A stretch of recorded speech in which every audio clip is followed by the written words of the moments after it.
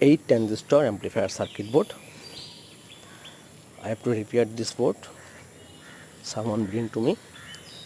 Here is written 500 watt plus 500 watt, but it's false. It should be 200 watt plus 200 watt, because here is 8 transistor studio board, per channel 4 transistor. 4 transistor can make 200 watt. 8 transistor, 4 plus 4. You can see here has only 2 capacitor. This is a diode. Here was a diode. AC, we can use AC 20 voltage to 32, 20 0 20 or 30 0 30.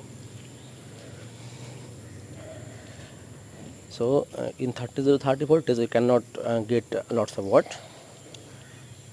This is a protection relay. Fuse for output,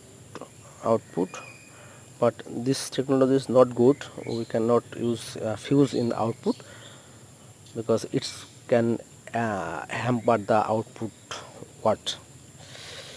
So don't use any fuse in output.